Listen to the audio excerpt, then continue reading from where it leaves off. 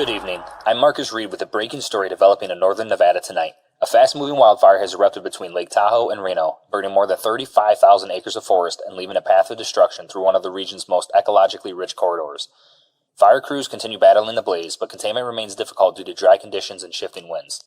While the environmental toll is already severe, with countless wildlife displaced or fear lost, the fires also brought an unexpected consequence. In the past 48 hours, there has been a surge in reported sightings of the legendary Bigfoot creature known as Tahoe Joe.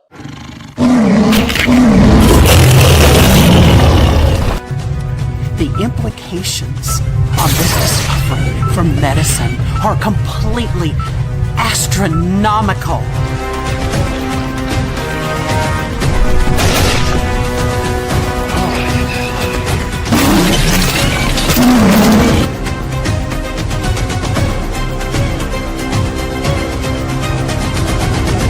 I don't know how much more of this I got in me, you know?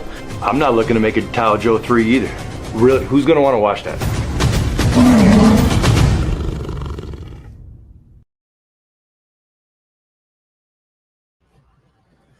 And here we go. Hi, everyone. Welcome to A and B Horror Movies. I'm Aaron, and I'm joined today by Johnathan from the Average Reviews podcast. And we are very excited to chat with Dillon Brown from the Tahoe Joe films.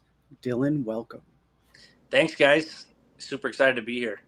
Yes, absolutely. We can't wait to chat with you today about your new film, Tahoe Joe 3, the last one in the trilogy. I've watched it twice now. Congratulations. It's a lot of fun, and I think the Tahoe Joe fans out there are going to love the new and sadly the last installment in the Tahoe Joe series. Well, I hope so, because we actually weren't going to make a third one, and we were pretty convinced that we would never set foot into the world again. And then a bunch of comments and people in found footage groups were sending Mike and I so many messages that we were like, all right, let's dust off the old Bigfoot suit and go at it one more time. And we definitely put our heart and soul into trying to make a nice little, finale and send off. Yes. So I'm excited. Right on. I was actually going to ask about that. Go ahead, Johnathan. Oh, sorry. Yeah, I always wondered because, after watching the first two, I wondered if it meant to be a trilogy or not. But the way you guys did it was so awesome.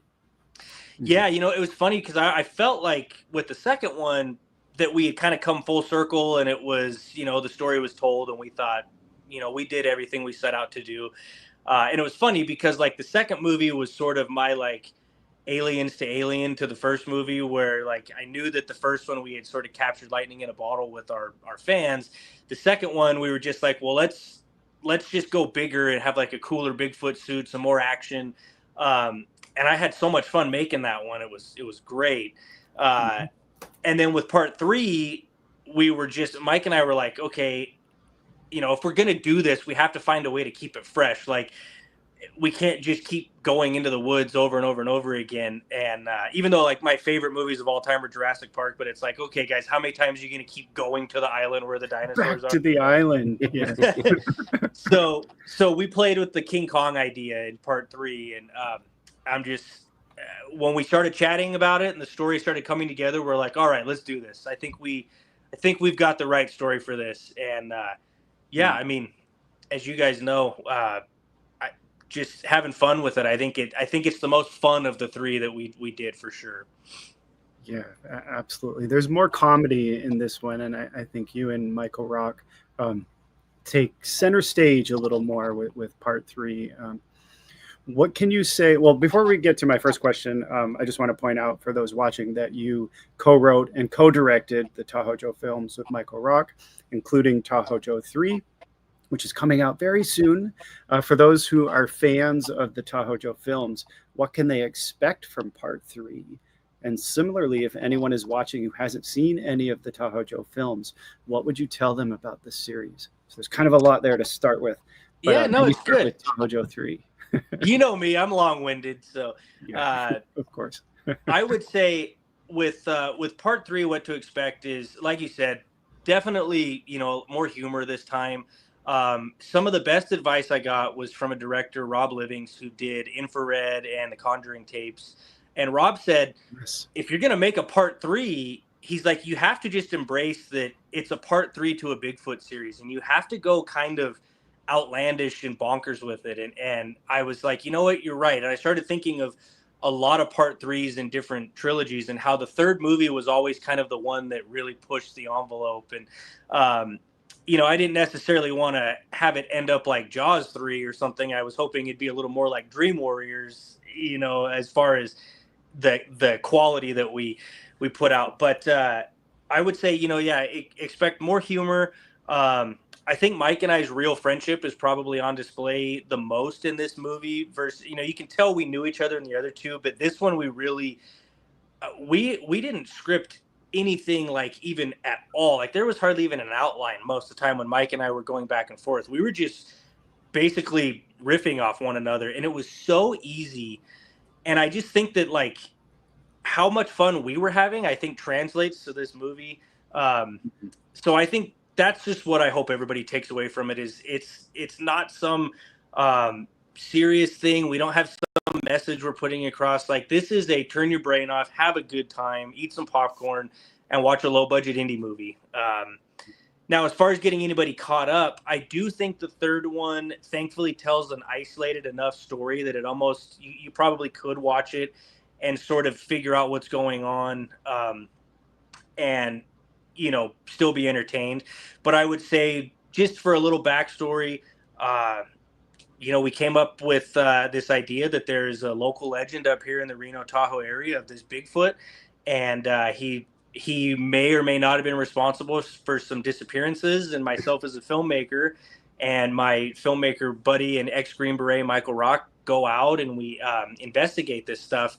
And it's all shot as like a fake documentary, found footage style, very indie film. So don't be expecting exists, level Bigfoot stuff. But we did everything we could, and he's behind me there, and I think he looks pretty dang good for an indie movie. And yeah, just I really hope people will have fun with the movie and go into it just expecting to see some people doing what they love, and that's just hanging out with their buddies making movies. Yes, absolutely. And Johnathan, before you jump in here, I think, well, first of all, Dillon, that was a fantastic description of your films. And before I forget, if you're a physical media collector like we are, you can get Tahoe Joe 1 and 2 and soon 3, I hope, on physical media. Quick shout out, Crazy Train Radio says hello. Just want to give a hi to you. Thanks for joining. We've got Evan TKTR on too.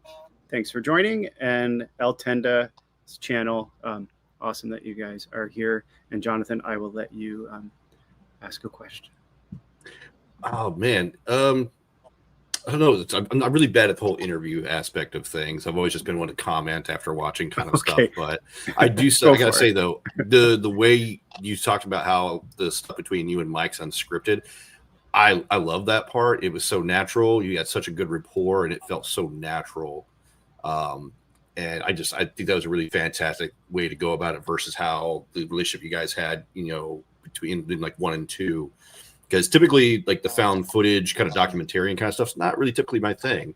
So I was really skeptical about watching these when Aaron invited me to guest host. So I watched 1 and 2, and I was a little confused in 1, but then 2 made it all make more sense. And this third one just felt more like a slice of life kind of situation. And it felt more homey, more friendly, more natural.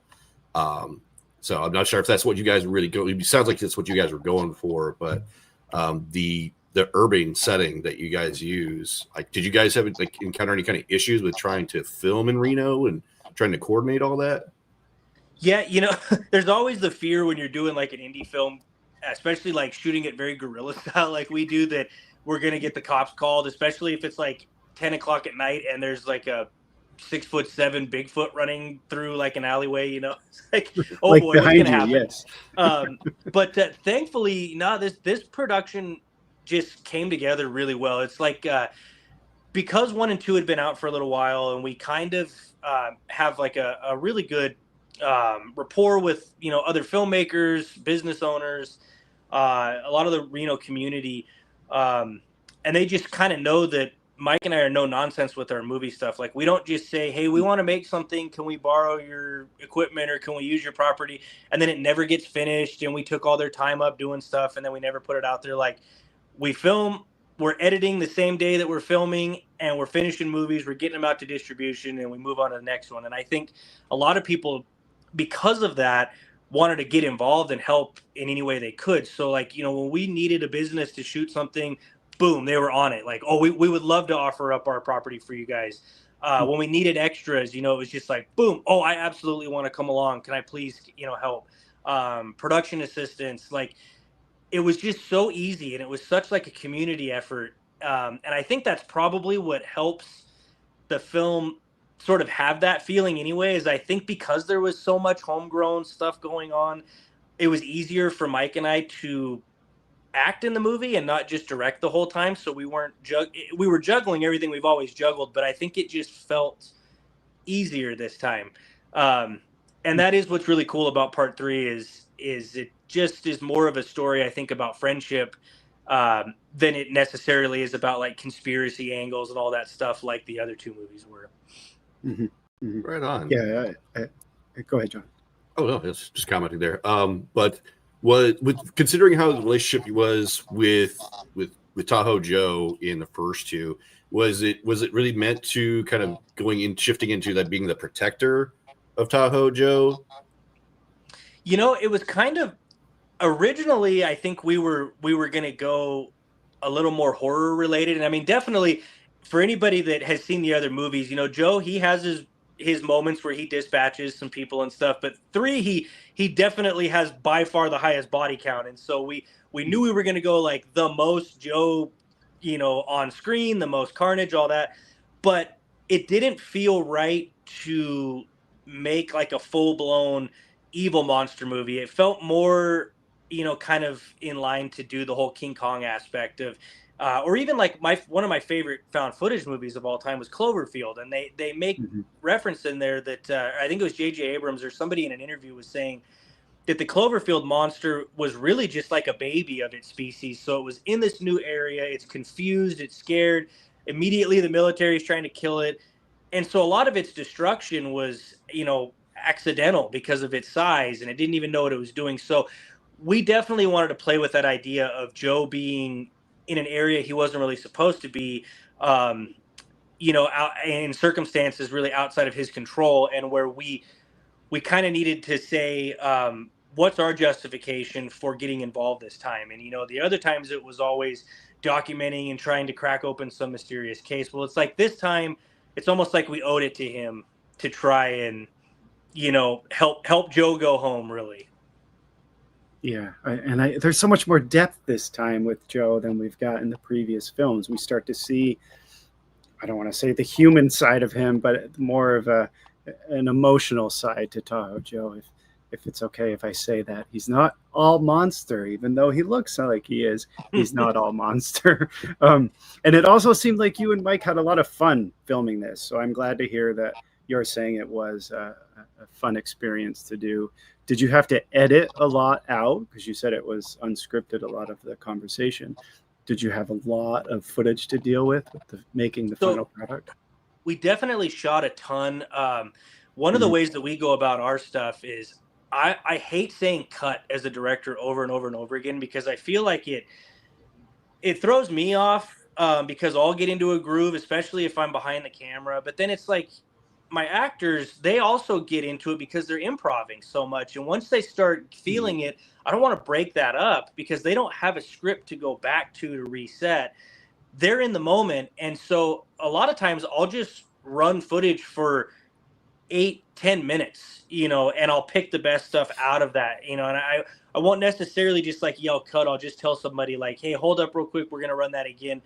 Just start right at this line, and then we just go. And I don't say cut and shut it all down and take forever to get everybody back. We just go. So editing was pretty easy because, you know, even for like a really big sequence, like in Tahoe Joe 3, the opening to the movie in the woods, which was probably our most complicated stuff to shoot. A lot of it was very long takes, 5-6 minutes of footage. And then I just, you know, could pick and choose what I wanted out of it. And so there was a lot, yes, but like it wasn't hard to piece it together because we were keeping it so fluid. And I personally like long takes too. I think long takes in traditionally shot cinema. One that comes to mind to me is what Martin Scorsese does in Goodfellas, following Ray Liotta and his girlfriend across the street and all the way through this kitchen and into this, secret nightclub. Yeah. Unbelievable long take. And it's always fascinated me when they can pull that off. So I don't necessarily go for stuff that's that amazing by any means, but it makes me feel like I'm doing that when I'm continuing to run the camera and we do that, so keep rolling. Yes. Yeah, absolutely. Yeah. Well, the intro is fantastic, right? That whole in the woods sequence, there's mayhem, there's severed limbs, blood, gunshots. It's pretty crazy. And Johnathan, you probably agree with me here. What a way to start the film. You said that was the most difficult aspect of the film to create. Can you speak to that a little bit more? What were some of the biggest challenges? And not only that, it's all shot at night. So I imagine there's night challenges too, shooting at night. I mean, that really was. It's like when you're coordinating that many people, safety was our kind of our biggest, not even kind of, it really was like our biggest concern. So Mike had a big talk with everybody before, sort of going through and plotting stuff out in the daylight so we could sort of mark where it was safe to walk and where people weren't going to get a tree limb, in the eyeball or something. Or there was, we were filming in a place where there were large drop-offs into boulders and cliff faces and stuff. So we had to be really careful. So the nighttime aspect was definitely tough. It was also tough for me because I'm trying to direct and run camera. And so when I was viewing that dangerous landscape just through a camera lens, I'm not really having my full, field of vision there. I'm really only having a pretty limited, aspect ratio of what the lens was showing me. So I had my hands out many times, like to the sides, and hoping to feel if there was a tree there that I was not going to run into or something.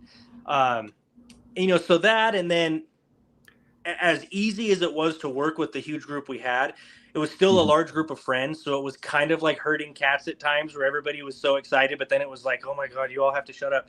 We've got to stop laughing and messing around because we're never going to get this done if we don't. And I was part of it, right? I was like, half the time it was me instigating the stuff going on and making jokes, cracking jokes. Right. Absolutely. Shenanigans. Yeah. But yeah, so if I can say that the hardest scene to film really wasn't even that hard, it was just hard comparative to the other stuff we did. We were pretty lucky on this shoot. That's for sure. Speaking of the severed limbs, do you still have those? Who got to go home with the severed? There's a foot, there's a hand. Here's a really funny thing about those severed limbs. Well, first of all, those severed limbs got me on like an FBI watch list. I got them mailed to me from Germany, from the guy that made them, and they were just like in a box. And when they got X-rayed or something, it was like hyper realistic limbs in a box, and so I had to go to the post office and prove that it was not real stuff. It was not real. Oh my gosh! Yeah. So you're on a list somewhere. It was a little sketchy. Government's watching. But those limbs have actually cameoed in like all of my movies, all the way back to The Flock. They are in there somewhere. So all of those severed limbs have actually showed up in different parts. And so I try to use them any chance I get. Just even if it's not a huge thing, if it's just a small scene, or I think there's even like a sequence in The Flock where we had a hand or something, and it never even really shows up unless you were to really slow down the frame rate. You could see it there, but like the foot gets center stage in The Flock at one point, and then the arm is in Ghost for a big thing. The hand was in the original Tahoe Joe. We just slapped a wedding ring on it to make it look like it was somebody's one of the characters' hands. So I've gotten really good mileage out of those props, that's for sure. That's amazing. And let's see, Evan says, got to do what you got to do for an independent film. So there you go. 100%. Yes. Yeah, because we made Tahoe Joe 3 for probably, I would say we probably $3,400 was probably all we did for that whole movie. And it just feels bigger than that for me. It feels like we spent a lot more. And remind me, what was it on the first Tahoe Joe? Wasn't it $800? $800 for the first one. Yeah. Dude, man, that's amazing.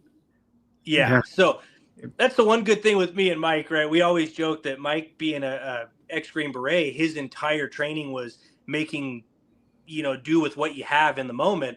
And then for me, I do like root cause analytics and continuous process improvements for the Army. And so I'm always thinking, what's the best way to save money and the most effective way to do this and that. So we get the two of us together. We will make a really good movie for under $5,000, I tell you. Yeah. As you've proven, right, with these films right here. And you guys are really good friends, and it shows. In fact, one thing I loved about there are a few things I loved about Tahoe Joe 3. The first one is so you're cryptid hunters, right? You're the Joe Bros. And there are a couple of fun segments you have in it. There's an alien incident. There's a witch moment. They're so funny, right? They're so much fun too. What was it like filming those and adding them into the film? It just seemed like the two of you were just having a blast making those segments. It's so fun because those were not even originally supposed to be in the movie. The alien segment is from a movie Split Screen that I did a couple years ago, but we played our characters from the Tahoe Joe universe in it. So we're like, well, why not? We should just recycle some of this because a lot of people haven't quite realized that we were playing those same characters in this other movie. So let's use a scene from that. So we did that. The witch thing was from another movie that came out last year called Hug and Molly. And we were asked by that director, Connor Flynn, to cameo as the Joe Bros in that movie. And so we used that little segment as well. And we just figured, let's just show that the Joe Bros have taken on other cryptids and stuff in the meantime between the Tahoe Joe stuff. And so once we had that discussion and we were realizing we had that footage, it was like, this is perfect. This is a great way to kind of get people caught up to our little fake Ghostbusters, thing that we've got going on. Yes. Oh, absolutely. And I love sort of the insertion of things or aspects from your real life as well. In fact, I have to ask, is Mike really Santa Claus? Is that a new thing that he does? I was going to ask that too. You were going to ask that too, Johnathan. Mike is Santa Claus on the Polar Express during the Christmas season on a train. My little boy, Carter, he was 2 last year, obsessed with Santa, right? Like that was, it's like you have other kids are obsessed with like Paw Patrol or Bluey. For whatever reason, Carter was like, it was Santa Claus, like all year round. It didn't matter if it was Christmas, like that was his boy. So Mike came over dressed as Santa, and Carter's mind was blown. And that was last year, his first year doing it. And he's gearing up again this year. I mean, you could see the beard was already starting to grow for Joe 3 there. And that was to get prepped for Santa Claus. Yeah. Awesome. So good. He makes a perfect Santa. What do you think, Johnathan? He definitely fits the role well. And, the way he dresses it up and everything with beard growth, he definitely fits the bill for it. So the fact that he can do that for your son and just rock his world, that's fantastic, man. That's so good. Oh, yeah. Very He's just the best, man. He couldn't even be here tonight. The guy's just like a walking superhero. He's at some conference teaching kids about being safe online and giving this big presentation. And I think he's being honored for his work in, preventing child sex crimes that he had done for a decade. Yeah. I mean, the guy is just like a walking hero, and I could not be more honored to have him on my team. And it's just like, as long as Mike wants to make movies with me, I will make anything. It's like Mike could have the most ridiculous idea, and if he's like, I want to make a Santa Claus movie where I play Santa and I'm gonna, kill evil elves, hell yeah, sign me up. Let's go. I like where you're going with that. Yeah, I do love Christmas horrors, so please do that. Let's see. El Tenda says Bigfoot always sounds like fun. So yes, Bigfoot and horror works so well. I also wanted to ask a little bit about Hannah Welty, who's in this, who was also in your film, The Summer We Died. In Tahoe Joe 3, she plays a forest ranger. What was it like bringing her back for another film and working with her again? She's like my favorite, man. She's so much fun. Hannah, Mhm. super professional. Like when she shows up on set, she's just ready to go. We throw her to the wolves a lot with the improv stuff. You know, she's definitely trained in more of a classical actress training sense, where you get a script and you learn your lines, and we just take her and we do something completely different. But she was so good to work with in The Summer We Died, and I also directed a episode for a show called Midnight Feature, and Hannah was in that one with me, and we had to get really close on that one in some interesting ways, and we didn't really know each other, and so it was weird because we had like some uncomfortable stuff we had to do in this segment where I had to be like this really creepy perv on her, and it was. It was weird. Like we just met, and I'm like, okay, by the way, I'm going to be like watching you from a closet and like all this stuff. But it also made us just like, it made us, I don't know, have like this great working relationship where we always seem to kind of just be in tune with everything going on. And Hannah, it's so weird, right? Like I have always wanted to make sure that my film sets are a safe space for like a young actress. We're going to go out to the woods, and we got this 21, 22-year-old girl that's going to come out there with a bunch of guys. It's like I have to do everything I can to make sure that she feels 100% safe. But it's so funny because once Hannah's on set and we're making the movie and I start having all my anxieties about making the movie, it's like Hannah makes the set feel safe for me because I know that she'll be able to like shoulder the acting, weight and stuff when maybe I'm panicking on how a certain performance should go or something. It's like I know Hannah's going to be good, so I don't necessarily have to focus on her. I can shift focus somewhere else, and I know that she's got it under control, and it's great, and she's actually going to come PA for me and kind of do some second unit director work, which will be really interesting to work together behind the camera on a project we're going to do in November. And then, of course, any other chance I get, she's always going to be like top of the list to be a leading lady. So it was a joy to have her. And she's a true talent. And I hope to see her again in your future films. Hopefully many more future films to come. So would you say, is Tahoe Joe really gone? Is this it? Is this the end of Tahoe Joe? Like, is Michael Myers really dead? Would you say Tahoe Joe this is it? So we've had that question a lot. That has been like, everybody's like, is this just, like how all those bands always say this is our farewell tour, but it's only so a lot of people will go watch and then they'll come back. And, we are definitely, we have had some long talks and we are 100% good with this one being the last one. And for a couple of reasons, one being, we don't want to overstay our welcome. Two, Mike and I kind of have some bigger, bolder, wilder ideas, not only working on stuff together, but also on our own stuff. And we want to make sure that we're not just always labeled the Tahoe Joe guys. Like, we're okay with that. I'm 100% cool with if anybody ever remembers anything we ever did when we were doing indie films and that's what they remember us for, that's amazing. And I love that. But I definitely, after doing something like The Summer We Died, it made me want to take projects like that on and go a little more wild. And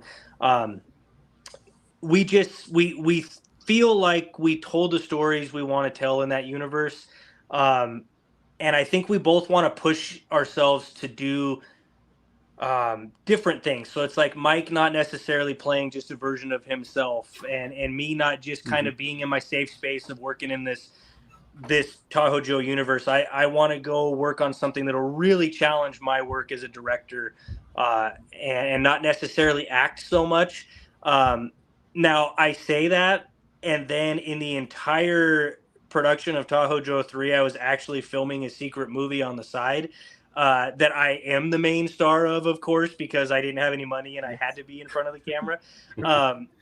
And then it has now turned into be like one of my favorite things I've ever done. So now I'm like, okay, you're going to tell everybody you don't want to act anymore, but you're going to put a movie out pretty soon where you're literally the freaking main actor. But and that's Primal Darkness, yes? Yes. Okay. Yeah. I haven't had a chance to watch it, but I will. I know you sent me an early screener. Thank you for that. Can you say a little more about it? I can just tell you that it's not going to go anywhere until next year. This is Okay. Joe's time, so we're definitely going to run out the rest of this year and into next year a little bit with the Joe stuff. But there are some plans on, kind of coming together on where it's going to world premiere, and then what we'll do with it from there. But I love talking about my movies. Like even with Joe 3 here, the movie's not out yet. I still love giving people some idea of what to expect.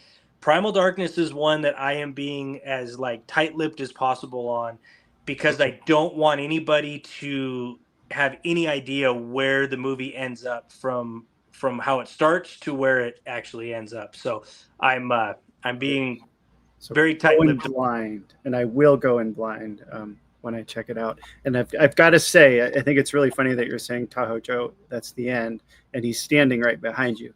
I can't really see him, but I'm guessing maybe he's smiling a little bit back there.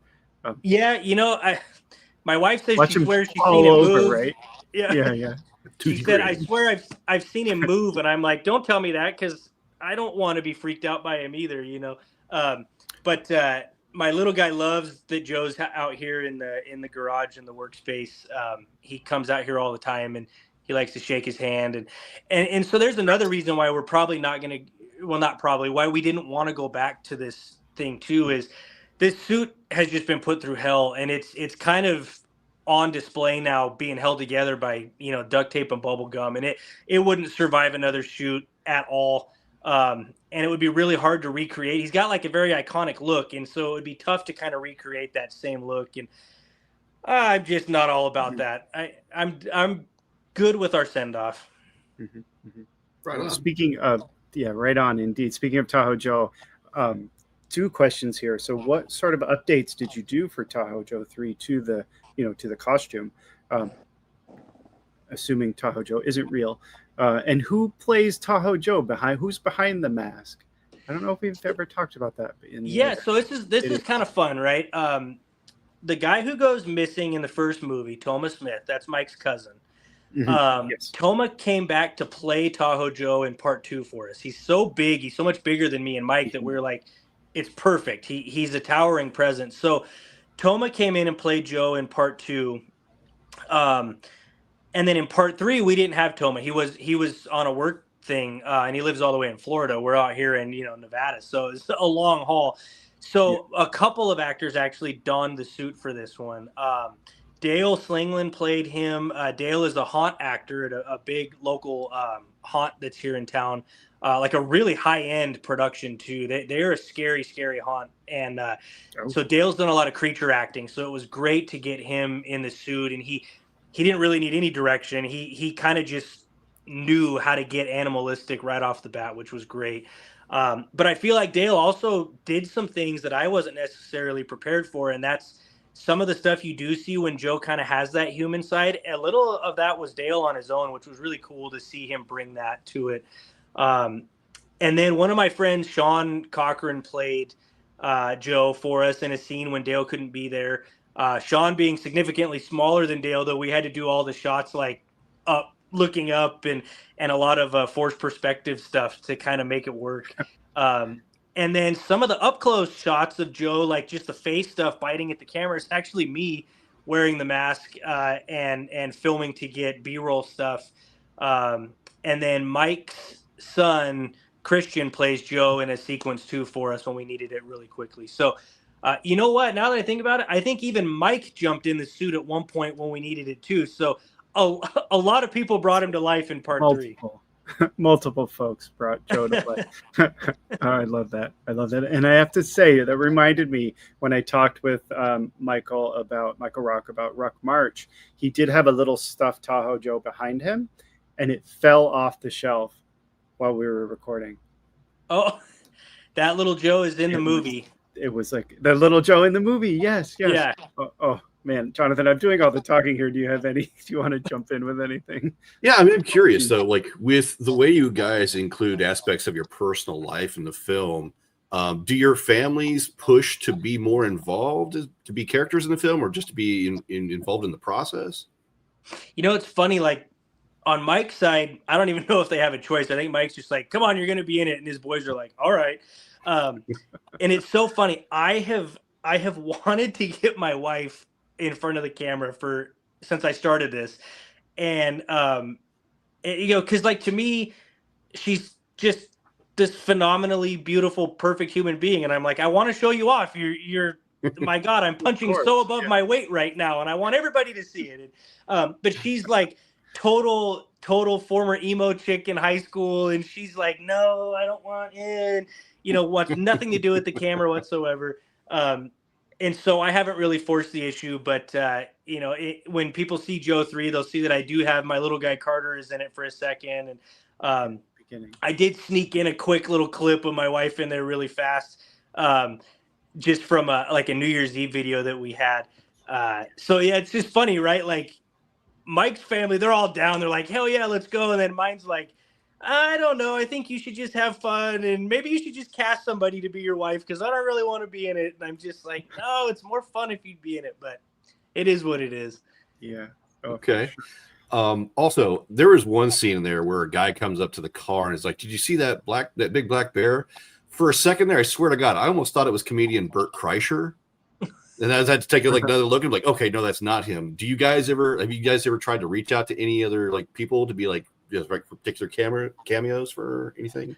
Well, what's funny is that is a comedian. His name is Brian Lee, and I think he's on a comedy tour in Pennsylvania right now or something. So Brian actually has run some fundraisers for us with some comedians to help raise money for the movie, and he's a producer on it, which is really cool. So that's so funny that you thought that. But yeah, we wanted to find a way to get him in there as a cameo. And Aaron, you'll remember Brian from The Summer We Died. He plays Hannah's dad.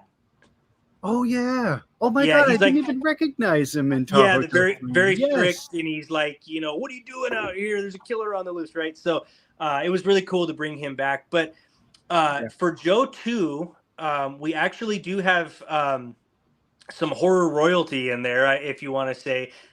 We have Nancy Ann Ritter and Leonora Scelfo from Scream. They're the bathroom girls, the cheerleader, and they're talking shit about Neve Campbell's character in the bathroom in Scream.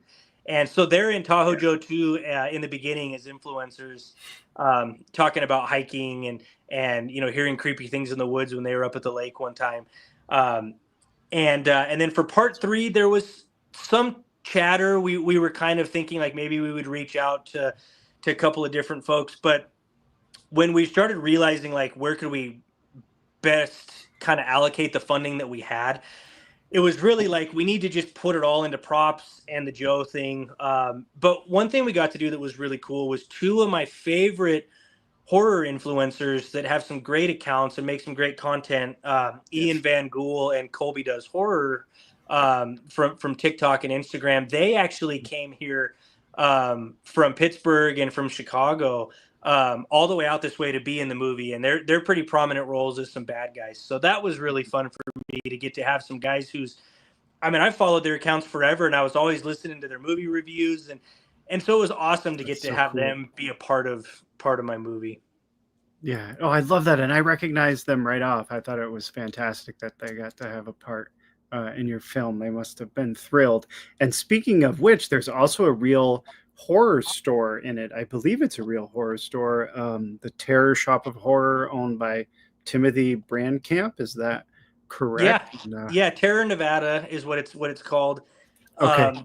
And they're the only horror store we have in town. And I've always had said, I know Vegas or Los Angeles or San Francisco, all these places around me have these awesome horror stores. And I was like, why can't Reno ever get something like that? Well, they brought one in. And so of course, as soon as we were thinking if we want to have Joe break into a business, we were like, there's no better place. We have to go to this place. And then the owner, he's actually in the film, at one point too. And he actually delivers, I'm not going to say anything because I want people to watch it, but he delivers one of my favorite lines in the whole movie. And it was so much fun getting to show off their stuff and to help, kind of support a local business that way. Oh, for sure. And Jonathan, you probably remember this moment in the film too. When you're in the store, I made some notes here. There's Jaws, there's Ghoulies, Gremlins, Art the Clown, and of course Michael Myers, Grandpa from the first Texas Chainsaw Massacre, The Exorcist. And I love that Mike grabs, which I think is a stuffed Leatherface, and wants to purchase it.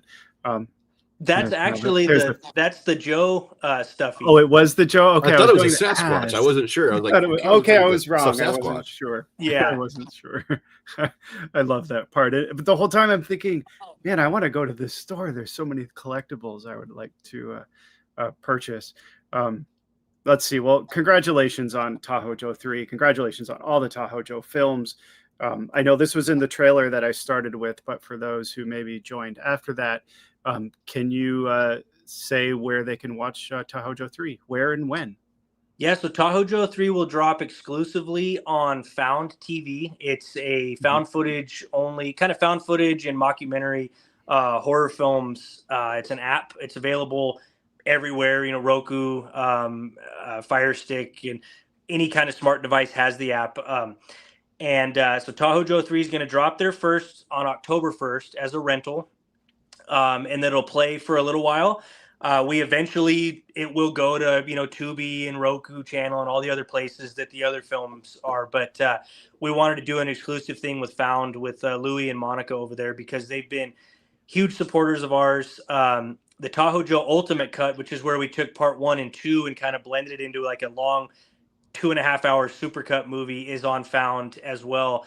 And so I'm thrilled that they wanted to take us on and allow us to kind of be the first place to show the movie. And October 1st. Very cool. Very exciting too. Yes, Monica and Louie are fantastic. I did get a chance to sit down with them. And if you're not subscribed to Found TV, make sure to check it out because they have an awesome platform. And there's a free option with ads, of course, like Tubi. But there's a paid option, of course, if you don't want to watch the ads. They have some great found footage films on there. I'm a fan. I didn't even know I was going to plug Found TV, but there you go. Check it out. They're good folks. I believe when we do the Joe rental on there, I think when you rent, it's obviously ad free because you've rented it, and I think it lasts for. I don't know if it's as long as like a Voodoo rental of 30 days, but I do know, it's not just like a one and done. I think, you have it for a certain amount of time. So hopefully people will jump on that. And, I think it's going to be a rental of something like, $3 or $2 or something like that. So definitely wanted to keep it affordable for everybody because I know everybody is used to places like Tubi or Prime where, you can go see stuff for free, and it's hard to get people to purchase stuff anymore. But we wanted to make something that would help, it help Found, it would help Mike and I. And then it would also allow people to watch the film uninterrupted without, commercials at first. Without commercials. Yeah, because commercials are not fun. But I understand why we have them.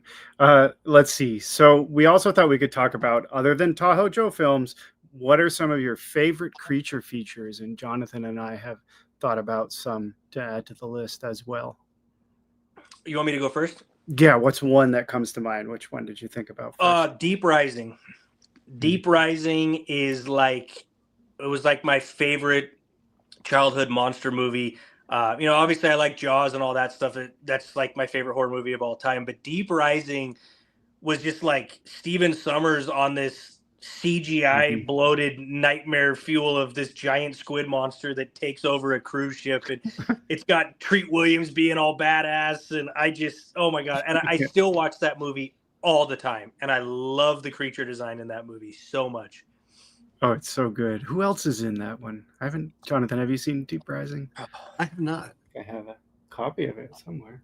I know that the guy that's Benny from The Mummy, he's like Brendan Fraser's partner, but then he stabs him in the back or whatever at one point. Benny is in it because then Steven Sommers would go on to make the Mummy movies after that.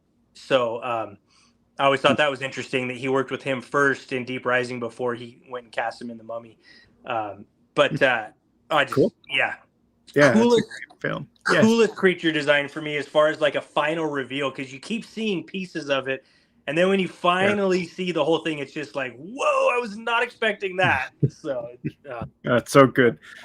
Yes, awesome creature feature there. Jonathan, what would you say? What's a movie that you would add? Man, one of my favorite ones from a kid was Critters. Just it's spacey, but they're animalistic, terrorizing. They're in a herd, but they're comical. Man, that was one of those big ones for me as a kid. I love the Krites.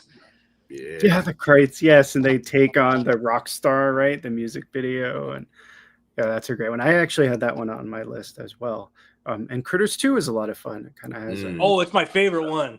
That's like one of the better sequels for sure. Yeah. Oh, you like can tell. Go ahead. Mick Garris was just having like the time of his life. Like you can tell when he got that one to do. It's like they were like, oh, we got the rights to do this, so let's just go as absurd. And I love that it's like an Easter movie. Yeah, it's one of the few Easter horror movies that we have, right? I love the scene in the diner when they're all like eating like the lettuce and which one is it where they almost turn into Freddy Krueger, but then they don't? They probably didn't have rights for it. Was that the first one or the second? No, I think that was the second one. Yeah, with the bounty hunter. Yeah, because they almost. Oh, right. Yeah. Right. Yes, that's so funny. Cool.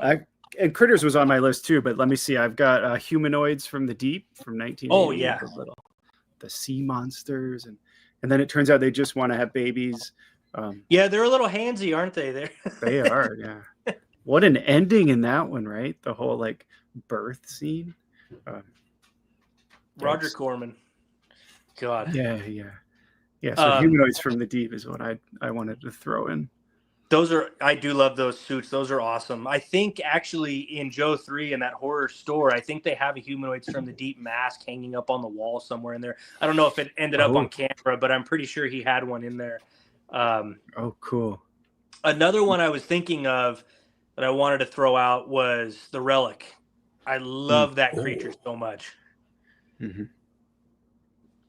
Stan Winston Studios, man. I just like we don't get animatronic creatures that like that anymore, and what they used to do is just amazing. Mm-hmm. Yeah, that's a good one. I love that too. I think I saw it in the theater actually on the big screen.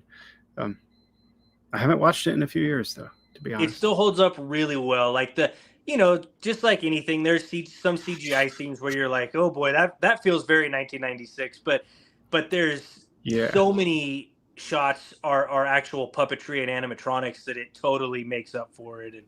And then the only other one I was going to throw out, because I made a list, was Mimic. Guillermo del Toro's Mimic. I thought was so good. Yes, that's like with like the moths. Remind me. Whatever. They're like that look like people. They're like giant cockroach flying things or something. And Mira Sorvino's in it, and I always thought she was so hot. Yeah. Oh yeah. Oh my, yes. Well, now I need to rewatch all these movies. Jonathan, what do you got to throw in? That's good for me. My brain doesn't work so good sometimes. I'm trying to bring up stuff from the past. Okay. Cloverfield. We already talked about that. I love Creepazoids. That little baby at the end of Creepazoids. I don't think I've seen that one. I'll have to check that one out. Oh, it's kind of like B level movie, but it's so good. It's got Linnea Quigley in it, Ken Abraham. That's awesome. Oh, it's so much fun. Yeah, definitely check out Creepazoids. It's one of my favorites. Gremlins, you've got to mention. Oh, yeah. Classic. Of course. I actually just watched the It's Alive Part 3 last night when they like go to the tropical island with like the giant bulbous head babies running everywhere. So funny and so amazing. Holy crap. I have the It's Alive box set. Oh, that's great. Another one I threw on the list was The Bay from 2012, the more ecological horror in the Bayside town with those like little I don't even know what you call them, like cephalopods, cephalopods. Yeah. Yep, they eat the tongue out of the organism and then they replace the tongue so they can eat the food before it gets into the host's stomach. And that's a real thing in fish, which is disgusting. And then in this movie, of course, it was happening to human beings, which was even worse. And directed by Oscar winner Barry Levinson, of all people. Oh. I don't think I knew that. Yeah, which is so cool because I'm like, the dude that made Sleepers, like, and Rain Man, like, made this found footage horror movie about tongue-eating parasites. Like, that's wild. Yeah, and no one really talks about it. Johnathan, have you seen it? It's like I have not. I need to add that to my list. Deserves more attention. I really wanted to get a physical copy of it, and I think I had to get an import from France. Oh, wow. Behind, I got the bees over here. It's probably right there. It is streaming somewhere right now because I actually watched it on 4th of July. I just can't remember where. Yeah, and isn't it set on the 4th of July? Isn't it? Yeah, that's why I watched it actually. Yes. Yeah. So there you go, Johnathan. Something to watch on the 4th of July next time around.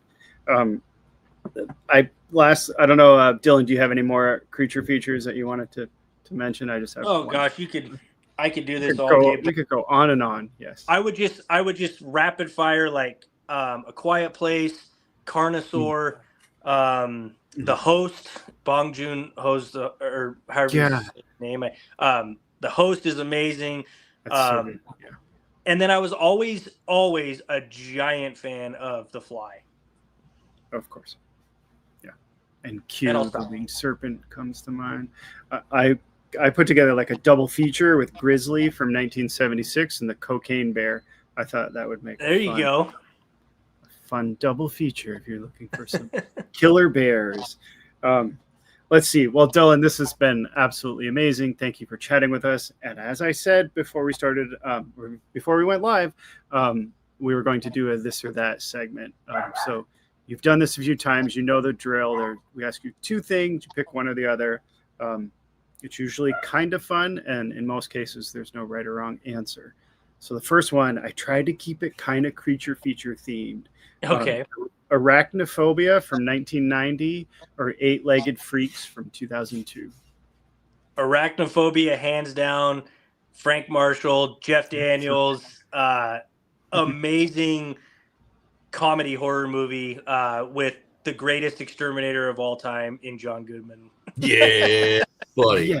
I remember watching that when I was a little kid and probably shouldn't have seen it, but I was like glued, and my mom was like, turn it off, turn it off, turn it off. She hates spiders so much. Oh, I'm actually terrified of spiders. I am terrified. But for some reason, I can sit through that movie. It doesn't help. I probably still end up having nightmares, but that one is just, the movie's absurd, really. Like when you watch it as an adult, it is a ridiculous story that they put together, but it still works so good. Yeah, agreed. And that one scene where the spider's in the slipper, and I think it's the woman who puts her foot in it, or a man, I can't remember. Johnathan, over to you for the next one. Some cryptids. One that I thought of, franchise-wise, Puppet Master or Leprechaun. Leprechaun. And I'm going to say Puppet Master probably has what I would say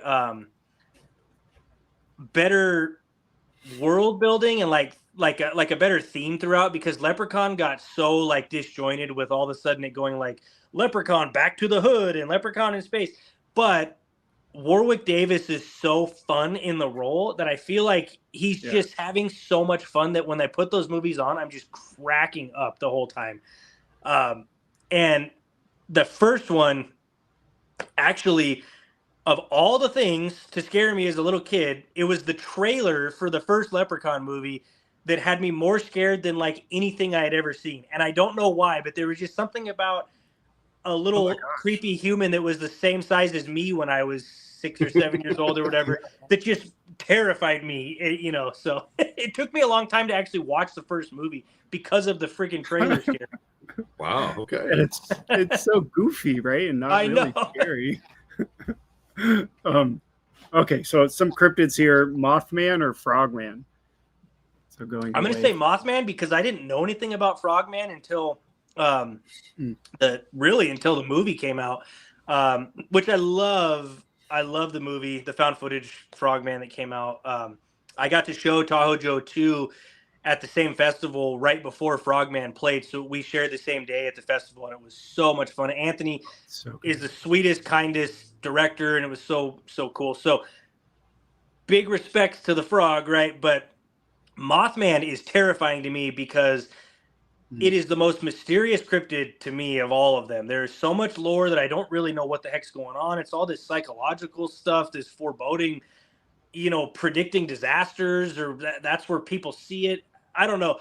And that Richard Gere movie, the Mothman Prophecies, was like freaky to me. Mm-hmm. Oh, it's so good. Yeah, I agree. I think there's more they could do with each, right? I know we're getting a Frogman too, so I can't wait to see where that goes. Yeah, awesome. Johnathan, back over to you. Let's see. Tremors from 1990 or Mimic 97? It's funny. We were talking about Mimic, which I really do love because of that creature design. But Tremors, especially I live here in Nevada, the very first thing I ever did was a little found footage on my phone fan film of Tremors that's on YouTube. And it got picked up by Bloody Disgusting. They did an article on it. And that's actually what got me a lot of subscribers and followers, was because of that silly little thing. So my love of Tremors knows no bounds. And nice. I love all of them, even the ridiculous, parts 6 and 7, all that. I love them all. But that original Tremors and Tremors 2 Aftershocks are peak B movie cinema for me. They're so good. I'm with you on that. Let's see. Alligator from 1980 or Lake Placid from 1999? I will go Lake Placid. I think Alligator's amazing, and it's kind of had like a resurgence since it came out on 4K, and I saw it in a new way where I was just like, wow, this actually is a really great movie. I think that's like a John Sayles movie. I think he wrote that. But Lake Placid is hysterical. Like, it is so much funnier than I remember when the last time I watched it. And again, it's a big Stan Winston animatronic, and my Jurassic Park love and all that stuff just shines through. If Stan made something in a movie, I'm gonna be obsessed with it. So I got to give the nod to the Croc. Oh, of course, and Betty White in that is hysterical. And oh yeah, you didn't see that coming, right? If you haven't seen it, I won't ruin the ending for you. Awesome. Johnathan, what do you got? Let's see. Slugs 1988 or Slither 2006? So I have never actually seen Slugs. It pops up on Tubi all the time, and I have not watched it yet, and I need to, because I've seen plenty of clips and pictures, and it just looks gross and ooey gooey and hysterical. So I'm just going to say Slither because I've seen it, but I do love Slither. I think Slither is it's James Gunn being full James Gunn, but in like a 1950s sci-fi, storyline. And I think any time you can make a movie where at one point you go, we're going to have somebody filled with like 8 million alien slugs, and they're going to be so big that they're taking up an entire barn and then explode, that's going to win me over pretty much every time. Yeah. Absolutely. Yeah, I'm right there with you. We talked about this a little bit, but Critters 2 from 1988 or Gremlins 2 from 1990? I'm going the new batch, Gremlins 2. And the reason being, huge fan of Gremlins. For me, what Joe Dante did with Gremlins 2, essentially being like a mockery of his own movie, and all of the meta stuff they did is actually hugely inspirational for how Mike and I tackled Tahoe Joe 2 and 3. I will say 100 times over, it's because of how well Gremlins 2 was referencing itself in a not so serious way. That is a huge inspiration for how I took that for those. So definitely Gremlins 2. Sweet. They're supposed to be making a 3, but I'm not sure where they're going with that just yet. Is it? I'm just like a remake. No, I heard it's supposed to be a part 3. Okay. Yeah, I think Chris Columbus, all that part 3. I'm like, don't give me CGI Gremlins. Like, if you give me CGI Gremlins, I'm going to be so mad. I need puppets, and I need hilarious stop motion animation. Yes, please. Yeah, like the whole Footloose, not Footloose. It's the one in the first one. Dancing Gremlins. Flash dance, right? Oh, yeah. Sequence in the bar, right? Fabulous. Yeah. Oh my gosh. One of my favorite things about that first movie is in that bar scene with Phoebe Cass. and the gremlins are doing all this crazy stuff. I mean, this is like a PG movie or whatever when it first came out. And you got gremlins, and they're all like, they're smoking like cigarettes and guzzling beer.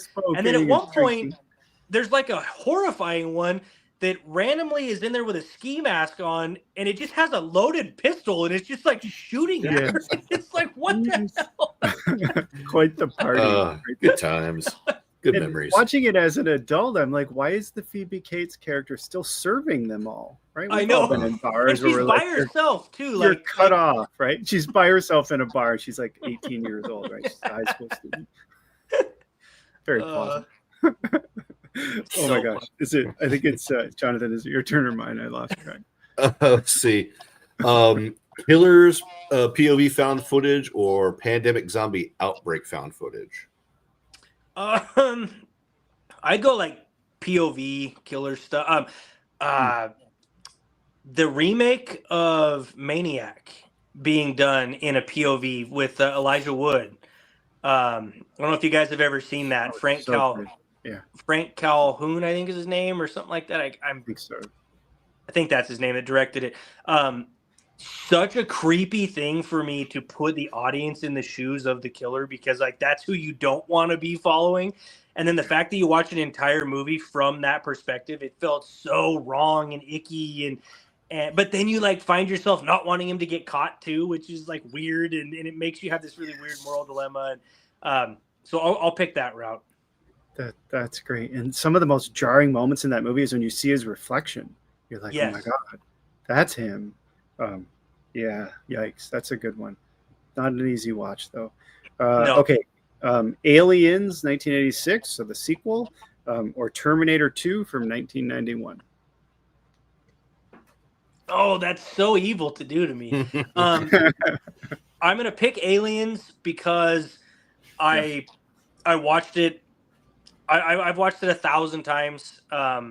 It's my favorite of all the Alien films. I'm a huge Alien and Predator fan. But Aliens is the one for me that is, I am actually not confident we will ever get like an action horror movie that blends the two so well together that it's just, to me, it's like a perfect horror movie. But I will say that Terminator 2 is probably like the greatest action movie ever made. So besides Die Hard, it's just like between those two. So it's a really tough one, but I'm definitely gonna go Aliens. Okay, fair enough. Yeah, I love them both too. I don't know. I guess I don't know. Aliens probably. All right, 2 more. Promise, Johnathan, you can take the last one. I feel like I already know where you're going to go over this one, but The Mist from 2007 or Cloverfield 2008. You know, I'm gonna shock you. The Mist, and then so Cloverfield. It's a great movie. I like it. But I make found footage movies, but I don't necessarily like a lot of found footage movies. There's some that I'm like, these are cool as heck, you know. But it's a very, very small list actually of them that I actually truly do enjoy. The Mist, I love because it's the bleakest ending of all time for me as far as like a horror movie goes. I've seen some other ones that are rough too, but that one in particular, I just sat in the theater. The whole theater was quiet. Nobody knew how to react to it. And I just remember going, that was awful. I can't wait to see it again. Have you ever watched it in black and white? I hear it's awesome. Yes, it's actually haunting. But... It is haunting in black and white. It feels like you are watching an old Hitchcock movie or something, like an old B movie, monster movie in black and white. It doesn't necessarily hit harder, but it just has a very interesting feel. Like it just feels like you are watching an old movie, which is really interesting. I'll need to look that up for a black and white version then, next. That does sound awesome. It's really cool. It might only be on physical. I cannot remember if it's streaming or not. Yeah, Johnathan, if you have a Blu-ray or DVD, it most have a black and white option. Okay. All right. Yeah. Okay, last one. And Dillon, I'm sure I've asked you this before, but maybe I'm switching it up a little bit. And that is the Jaws franchise. So all of the films, or the Halloween franchise and all of the Halloween films. Oh, I'm going Jaws 1,000 times. Okay. And don't believe there is a Jaws 3 or 4. I don't. Those do not exist. So that's not even. Don't even try and tell me they exist because they don't. No, they do. They absolutely exist. It's fine. It doesn't diminish. Jaws, to me, is my favorite horror movie of all time. There's stuff Steven Spielberg did making a movie while he thought he was failing that I'm like, if we could only make something so good when you're thinking you're failing, like, holy crap, how is this guy saying I'm never going to work again and he still churned out that? It's amazing to me. So I love it. And then Jaws 2, I give the nod to as well, because really Jaws 2 came out before Halloween did by a few months, and it really actually set the slasher tone before all the rest of them did. It was the killer picking off teenagers who were out doing stuff they weren't supposed to be doing methodically. And I still tell people all the time, if you watch Jaws 2, that is the OG slasher formula before any of those other ones came out. And I always like to throw that out there. Yeah, I agree with that. I've said before that you wouldn't have a lot of the slashers if we didn't have the Jaws films. So definitely influential. But I do love Michael Myers, right? I'm definitely not gonna knock that. And it might even be controversial, but I liked the new ones. I thought those were fun. They're not peak cinema to me, and there was definitely some creative choices where I was like, yeah, okay. But I still enjoyed it. It was still super exciting to have like new Michael Myers movies to go to the theater to go see for a couple years. And I can only hope that they get this Jason stuff figured out, because it's been too long. Yeah, too long indeed. And hopefully Michael Myers isn't dead. Maybe he'll be back, I guess. We'll find out hopefully soon enough. Let's see. Well, Dillon, thank you so much for chatting with us. Congratulations on Tahoe Joe 3 again and all the films. Let me just show the copies again. Tahoe Joe, first one, and Tahoe Joe 2. Just want to make sure I don't have it backwards. And if you're watching Tahoe Joe 3, you can rent it on Found TV very soon, and then it'll be streaming on other platforms. And hopefully we'll get a physical release. And Dillon, have you thought about doing a box set?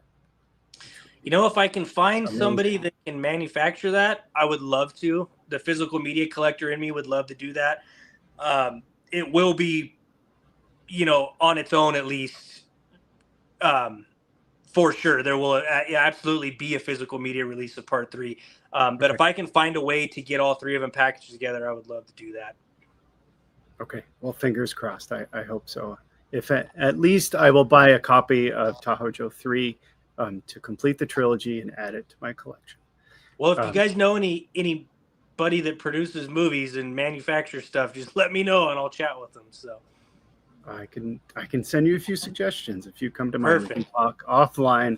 Let's see, John. Yes. So Johnathan, thank you for joining tonight as well. Glad to be here. Average Reviews podcast. This has been an absolute blast. Dillon, one last time, thank you so much, and congratulations on all of your films.